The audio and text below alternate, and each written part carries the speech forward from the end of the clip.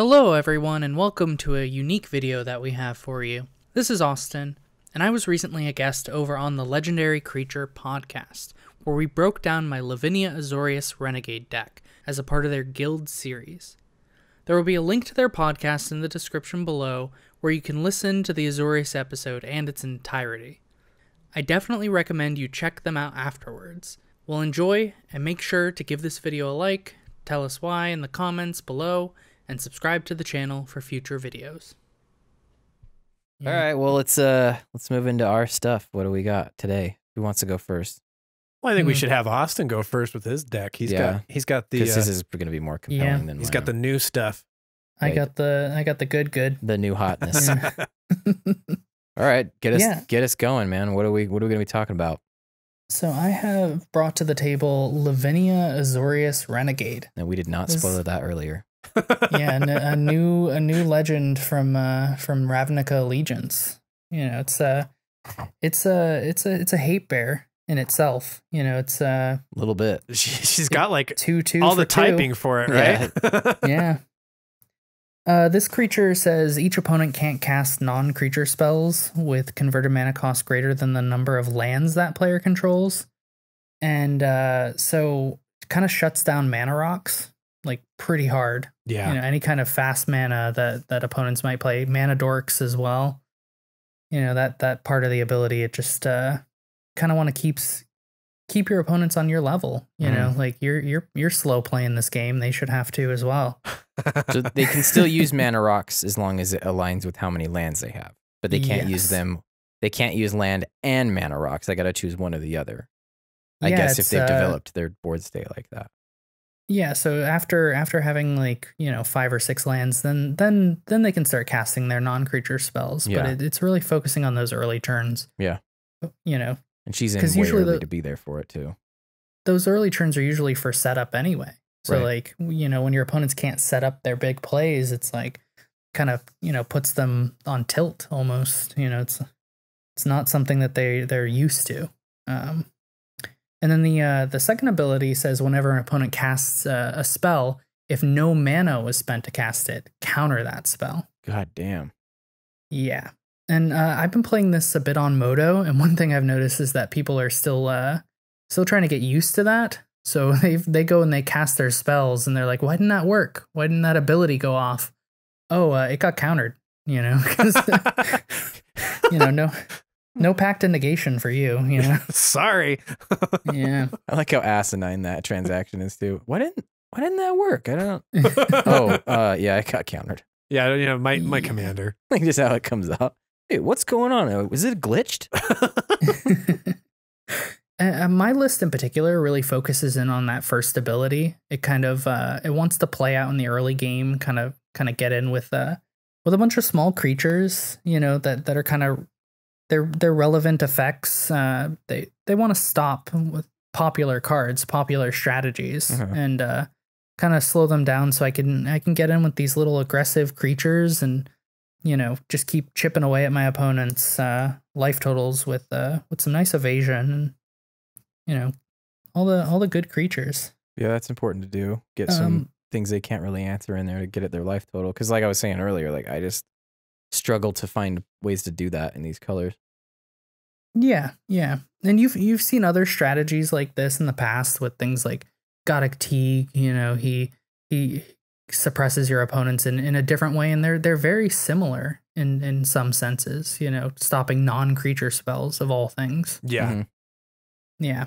And then, you know, Thalia, Guardian of Thraben, you know, non-creature spells cost 1 more to cast. That's a mono white strategy that you'll see that kind of, you know, is that death and taxes, stopping your opponents from doing anything. But still getting in with those creatures. Yeah. Huh. Yeah.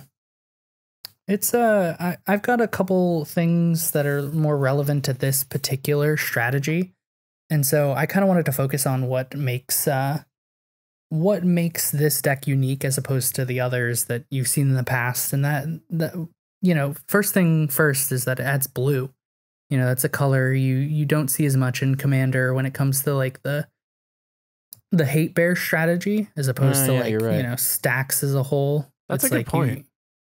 you've got I've got a few in particular that I wanted to like focus on and point out. We talked about Azure the Lawbringer earlier, how it's it's stopping your opponents from casting instants and sorceries for a bit, and it's a nice 6/6 flyer as well, which is a nice addition to this particular strategy in this deck.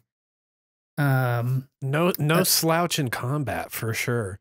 Yeah, I guess he does put it in for sure. I've also got one of the newer cards, Azureus Sky Guard, in here. This was something that I added. It was spoiled after I think we did our deck tech, and it was something that I personally find a lot. I have a lot of interest in what this card does. It's a flying first strike. Creatures your opponents control get -1, -0. What? So it kind of takes a little bit of their teeth out from them. Yeah, just kind of reducing the cost of your opponent's power, even though it's such a small amount. It kind of throws the game off a little bit because it only affects your opponents. So it's something that you'd be surprised how often that lends well to this particular type of strategy. Let's see what else I got here. Reflector Mage. That's it's blue-white, 3 mana. Enters the battlefield, stops your opponent from playing a creature for 2 turns. It says that creature's owner can't cast the spells with the same name, and so there's only one card in the deck that's going to have that name. Reflector Mage, one of my favorite blink targets of all time. Yeah. Let's see. I also got Void Mage Husher, so it's a 2/2 that costs 4 mana, counters a targeted activated ability, and you can return it back to your hand whenever you play a spell. It's also got flash, so you can do it at instant speed. Just kind of bring it in. That's some techie stuff. I want to see that one actually get played around. It's funny. I don't think we've ever actually seen somebody using the Void Mage Husher. There's a lot of decks that it would be relevant for, like Lazav, the new Lazav. Oh, for sure. Because it can stop like a spell bomb or something, right? Doesn't it? Is that what it does? It counters it activated, right? Yeah, counters target activated ability. Yeah, like he's been looking for things to stop people from yarding him, you know what I mean? And the popular stuff here is like Tormod's Crypt, the Spell Bomb, right? So that's a good way for him to do it. Yeah. Huh. And it's an ETB. Yeah, and I think, there's a lot to be said about the added color of blue that it, you have that control magic. You have the way of controlling your opponents out of the game with some of these effects and just kind of generally stopping them from doing certain things. And I focused mainly on adding things that kind of filled in some of the gaps of Lavinia's ability. So I mentioned that it's non-creature spells. Yeah, that was one of the things, and it doesn't really stop green that well. No way. I know. In my research, I was trying to figure out like, okay, well, how many green creature spells can I stop? And I didn't find as much as I had hoped. I was hoping blue would be a bit more oppressive towards that color, but it wasn't that great. Turns out blue just hates red, right? Yeah, blue hates red. Blue hates everyone equally. Yeah. But all it can really do is bounce the creature. It can't really. I mean. Well, I don't know. There's Pongify and whatever, but I get it. Yeah. So I've got a small counter package in here, and there were a couple I wanted to bring to light that kind of focused on this particular strategy in a little more depth, like Essence Scatter countering a creature spell. I noticed that. I was like, he's running Essence Scatter, but I guess. Yeah. But since your commander takes care of the other side, at least as far as for cheat, people trying to cheat stuff in. Yeah, and you're just dealing with that one player who because we played this deck. I played it on the EDH Lounge recently, and I was mentioning during that gameplay that like across the table from me was PJ from Commander Replay, and he was playing Nakia of the Old Ways, and that's just all creatures. Yeah. So I'm Essence Scatter's ready to go. Oh yeah, dude.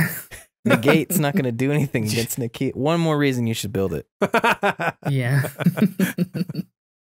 Memory Lapse is another one. It kind of, fate seals your opponent. Makes them replay that card during their next turn. They have to redraw, slowing them down just a little bit. Yeah, tempo time. Yeah, there's a lot of tempo in this deck in that regard. I think, you know, we also mentioned like Blink. The Azorius lends really well into the Blink strategy, and so that's kind of what I was going. And I've watched other content where people have you know, played when they're playing Death and Taxes, they kind of lean into the Blink strategy, because while you're stopping your opponents from, say, searching their deck or playing non-creature spells, it still allows you to play your own creatures and then, you know, rely on that creature strategy. And so you're just like, oh, I'll play some enter the battlefield effects, and I'll keep it going, keep repeating those Blink creatures. I noticed you've got quite a few creatures in your list that have some pretty hot enter the battlefield effects that I would definitely want to have multiple times. He does a Blade Splicer, man. Yeah, Blade Splicer. Yeah. We need a Splicer commander, dude. That'd be so sick. Dude. If we ever go back to New Phyrexia, it could happen. I'd be into it. Yeah. Definitely. Yeah, there's I run Blade and Wing Splicer, so it's like first strike flying 3/3s seems pretty threatening to your opponents. Right, and if you keep flicking them in and out, you're gonna keep getting a golem. I'm into that. They're dope. That was like the first deck that you had that was like functional, right? Yeah. So when I was learning to play the game, I was so fucking bad at deck building. Like I remember my brother making this mono green deck, and I'm like, I can't beat it. There is no way to beat this. It's impossible. Like I remember thinking, like, there's just no way to. Brad has discovered the best thing. Yeah, it's like it's just the best thing. And I remember like talking to this guy at my work who he had introduced me to the game. He just fucking laughed at me, man. He was just like, "That's the dumbest shit I've ever heard." Like, there's plenty of ways to deal with a green deck, a mono green deck. I mean, at the time, you know, like I don't fucking know anything, man. I haven't played this game, you know. But yeah, like one of the first functional decks I thought was like working for me was my Splicer. It was Bant colors, actually. It was white. Because there's a pretty heavy hitting green one. I think she actually brings 2 golems in with her. She's like one of the only Splicers that does that. And then she gives them trample. So I was like, all right, I'm gonna add green into this. You know, it was probably not necessary, but the Blade Splicer was really big in Birthing Pod at the time. Oh, that's right. Yeah, as we like learned the game later on, like it just, you know, but yeah, Splicers are sick. That was the deck that you put in my hands when you were getting me to play too. You were because it was the only one that worked. If I would have handed you the rest of them, you were like, this game is dog shit. Kyle, play this, and I was you can't win this green deck. Starting to feel the connection. I'm like, oh, I see what you did there. Yeah, it was sick. All right, Austin. Sorry for the divergence. No. Yeah. Sorry, some reflection. You know, Splicers are close to our heart for some reason. Splicers are pretty good. You know, I was thinking of Rune. Rune kind of leans into that Bant Blink strategy that you were talking about. Dude, Kyle, there it is, man. It's a sign. It's a sign. You're making Rune Golem tribal. I demand it. Yeah, there's a few targets with that, you know, like there's like 4 or 5 golem, you know, flickering creatures, and then you're done. The rest of the deck is built to tutor those things. Your battle sphere. I mean, you know, if you take your glasses off, they look like golems. I got a couple other Blink targets in here that I wanted to bring to note, and Spell Seeker's one of those newer ones that dude. It feels underrated sometimes, but it's like it's so powerful, you know. Searching for any instant or sorcery with CMC 2 or less from your deck, and I mentioned I have that counter package, so like I'm just gonna go grab any or all of my counter spells from my deck and counter spell seeker. Time of need. You put this in your Vanifar list, right, Andy? I did. Yeah, I did. Yeah. It's hot. Trophy Mage was another one that was very particular for this deck that I added in later, that it kind of grabbed me one of my key pieces. Like I play a small sword package in here as well. So I want to, you know, find other ways to give these creatures evasion and find a way to get in some chip damage over at my opponents and gain some added value. So, you know, Trophy Mage gets me any artifact with CMC 3 and puts it into my hand. So I'll grab you know, Fire and Ice from my deck, or is that the first sword you grab? Yeah. I noticed a certain sort of Feast and Famine in the list as well. That is also in there. You know, it being able to untap my lands. Even if there wasn't a single Golgari deck across from me, I'd be like, I gotta do it. I gotta get that. I gotta get it. Getting all those lands untapped is pretty sexy right now. Yeah.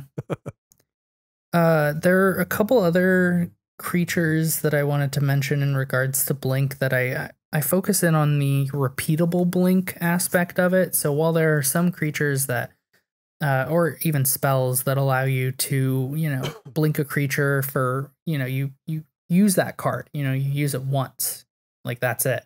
I wanted to bring attention to the activated abilities that kind of get you that flicker effect, Okay. Returning a creature with like Miss Meadow Witch, that's 4 mana, exile target creature, and then return it to the battlefield at the beginning of the next end step.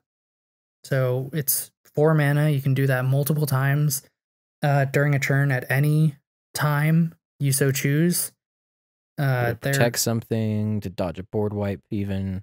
Exactly. Somebody tries to steal your shit. The nice thing with the Miss Meadow Witch is it doesn't say other target creature. So she can do herself. She can do herself. Oh, yes. wild. I mean, the Deadeye can do that. Yeah, even, the Deadeye has it on itself. Yeah. We can't start comparing shit to the Deadeye now. No, that's honestly, I consider Deadeye one of those, like, it's 6 mana, it's a big threat when people see it hit the board, so I kind of sometimes exclude it from my deck because it's like, unless I'm going to combo with it, which generally, if you've seen any of our content, we don't do much of that. It brings a big target on itself, and for 6 mana, I'm like, I don't want to pay that much just to have it go away, Yeah, it's really good. It's a good point, because there's some cards that just have that sort of I don't know, just that reputation. Reputation that, like, regardless of, you may just be using it just for a little extra value, but its reputation precedes it, and you're not going to get to use it the way you want to. It's definitely one of those cards that's developed a like Al Capone level reputation. That's true, right? People might not know exactly what he did, like what he do, but everybody. But they know he did bad stuff. It's the only reason I have Felwar Stone and Gonti. And I'm like, if I encounter it though, I need that blue to activate it. Yeah. And Felwar Stone's dope, but yeah. Yeah, any 2 mana rock in Gonti gets you. There was a period there where no one ran it, right? Because they had the weird rule where you couldn't even. Yeah. Or you couldn't produce colors, right? Or the outside of. Yeah, but then they changed it where like it just becomes, so like if you have a Felwar Stone in play and like in a monocolored deck now, it just basically gives you colorless. Like, is what you can use it for. Like you can assign it. Like you just couldn't. Right? Wasn't there a rule where it gets removed from your mana pool? Like if mana ever went into your mana pool that didn't match your color identity, it like got wiped out. I remember having discussions about that, but not frequently enough that I actually knew that. I could be wrong, because I remember at Felwar Stone just like not being a card that a lot of people ran, and then all of a sudden like upticked, and now it's kind of a pricier mana rock now, isn't it? Like it's possibly. I think it saw some recent. It's like $230. It's like it's like a $3 mana rock. It's more than you'd expect it to be. Yeah, for sure. So let's see what else. I got Angel of Condemnation. I think was another blink. Repeatable blink. That the Exert one. It's the Exert one, yeah. So it's 4 mana. It flying vigilance. So exerting is pretty good when you have vigilance, and it also you can just tap it to exile another creature and return it to the battlefield at the end step. You don't have to exert it to like exile another creature until it leaves. So it doubles. It's removal or it's blink. That's actually pretty cool. Where have we been on that card? Yeah, I don't know. We haven't been using that, but that's actually why they pay Austin the big bucks right here, right? Yeah, dude. Give this guy a pay raise on those added value. It's like that's my biggest thing. It's like what does it give me? Yeah. I see a lot of times people play cards and they're like, okay, well, this is just a one-off, it does the one thing, I'm done with it. Now I'm down to 6 cards. Let's try again later, and play a lot of ways to refill their hands afterwards, Yeah, I'm way into that. Yeah, I'm big on the keeping things coming, keeping keeping a body on board. Like I love enter the battlefield effects, and I think that's what leans into this deck pretty well. Yeah, you're riding on it pretty hard. Yeah, that's dope. Another big element to this deck that kind of, you know, gets kind of like blurred from a lot of people because they see stacks, you know, and they automatically. Yeah, I see Thorn of Amethyst down there. Yeah, they lean more towards the like, oh, well, I'm going to press my opponents out of the game and hope to slow things down to almost a halt, you know, and hope to recover from that. Okay. You know, I focus on more like, you know, like little small effects that kind of slow things down just to annoy my opponents and really, you know, not really anger them because I don't want them to focus me. I don't want them to take me out of the game for just, you know, throwing down an alms collector, which, you know, you prevent the card draw. You know, you get to draw a card and then your opponent also loses a card draw. You know, they get really upset when that sits around for too long. Okay. Like, look, I'm just trying to bring equality to the table. Yeah. It's supposed to be the fair champion of the strategy. people here, okay? Yeah, I'm helping the other two players out. I'm helping the whole table. Don't worry about my couple of creatures. I'm helping by hurting. Yeah, helping exactly. by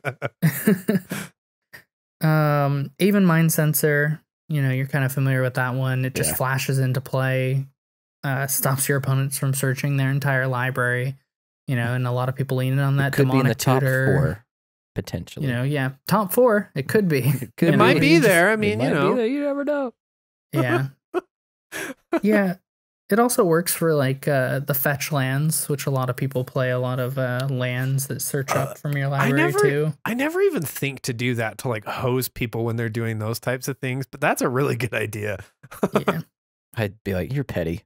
Can't even let me clean my mana. Shouldn't have put it in your deck, dude. Yeah. Should have had a 5-color deck, dude. Yeah, you got to play around those sort of things. You really do, though, because know, once the 5-color comes online, now it's like, it is really your own enemy. Mm-hmm. Yeah. A couple other, like, you know, stopping your opponents from getting extra value from their artifacts and from their creatures. I've got, you know, Blind Obedience, which kind of makes all your opponent's creatures enter the battlefield tap. So it's something that really affects everyone else but you. Yeah. You know? Yeah, I focus on the ones that kind of affect everyone else but you. That's a very critical point of my, you know, soft stacks deck building strategy. It's like I don't want to stop me from doing anything. I like playing cards. I'm still playing Magic. You guys are just you know, playing junior Magic. Exactly. Thalia, Heretic Cathar kind of does a similar thing. Non-basic lands also enter tapped, and you know, there's a lot of greedy mana bases out there. You know, everyone wants to play those non-basics. So one thing that Lavinia kind of lends into and kind of focusing on those non-basic lands is that I've got a couple ways of like dealing with lands. So like, you know, single target land destruction is kind of one of those strategies that's like really fair to stop up. And so I've got, you know, your Wasteland and Strip Mine. It's like destroy it, just a single land, and that kind of keeps the Lavinia count down as well. You know, keep them on 4 lands instead of 5. You know. Yeah, and I mean, what's funny is I don't think any of us really jumped on buying Strip Mines, but I know you have Ghost Quarter in your list as well, and like, let's just get that Cabal Coffers replaced with a basic land, right? You gotta do it. Exactly. And I think when they started introducing the flip lands as a big key point, I think like cards like Ghost Quarter see a lot more value. Yeah. Yeah, you've also got the one that's the Gaia's Cradle when it flips. That one. Yeah, the Spires of Erazga. Yeah. Or no, I'm thinking of that's the Maze Myth. Yeah, that removes the combat. Mazes. Yeah. But anyway, because I was just thinking we actually had somebody in our last gameplay video play a Ghost Quarter on the Spires of Erazga because it had flipped over. Yeah, that was so fucking funny. You got to do it. Yeah. Yeah, you got to have that single, and I think it's not too egregious to kind of get rid of those pesky lands, because you've got to like focus your deck on a couple different strategies, like kind of deal with graveyards, deal with, you know, some powerful lands, deal with some like, you know, those popular strategies I was talking about. You know, it's like these are things people are going to be doing, and so I no, like you can't do that when I bring out Lavinia. No. I've got a few things that kind of like I said, I focus really a lot on that first ability, because I have a few ways that kind of don't interact well with that second ability, that one that says counter a spell unless no mana was spent to cast it. They're taxing effects in this deck that if you increase the cost of your opponent's spell, then they are paying mana to cast it. So they can do it. Oh, so they can do it. They can get around that ability, and so you've got to kind of like play into that strategy and figure out when is the appropriate time to tax my opponents, as opposed to like, you know, causing them to pay more with their mana base. You know, because like I feel like I use the early turns to get Lavinia out, to stop them from, you know, casting spells with their mana rocks. Mm-hmm. And then as the game progresses, you kind of lose some of that tempo that you've built up in the early game. And so it's like when your opponent has 8 or 9 mana, you're not really stopping your opponents from casting non-creature spells. So I'm going to just make them pay a little bit more. Yeah. You know, slow them down. That's how I'll quote unquote stop them. I like that. And I think, yeah, I guess a takeaway for me from that is like, it's not, this isn't necessarily going to be a deck that you just kind of like play it out. Like you've got to be a little more savvy about what you're doing and when you're doing it, and how you're forcing people to play. Yeah. Yeah. And it also kind of brings to the table like, well, what is everyone playing that game or that week? Because then you kind of, your strategy changes up quite a bit to based on if like everyone's playing creature decks. You know, it's like you gotta focus more on your counter spells and your chip damage, as opposed to like just try to outvalue them with your flicker too. Yeah, exactly. Like you were saying, that big green creature deck, you know, it's gotta outvalue them. Yeah. I still don't know how to beat them, dude. It can't be done. All these years later, can't figure it out. What are you playing? I'm playing Monogream Stompy. All right, I screwed. Yeah, so I've got I'm gonna go play Smash Bros. They just have too much health. They just can't deal with it. Yeah. So I've got Thalia, I've got the Viren Wingmare, and Thorn of the Amethyst. They all tax your opponent's non-creature spells, cost 1 more to cast. So it lets them out of the lock a little bit if they're cheating. Yeah. Yeah, and you can kind of play around, like, you know, there's some games like people aren't even playing blue. Like you see Pact of Negation or Force of Will a lot in games, and it's like if they're not playing blue, then you don't have to worry about the countering ability as much. Sure. It stops Cascade though. Yeah, it does. But a Yidris player is gonna just go, fuck you, and like just I'm gonna set my deck aside. She's a pretty big counter to him, that deck. Yeah. You know? Omniscience too, like not that that's a huge card, but yeah, and you'll see removal. It's a 2-drop. It'll go away sometimes. Yeah.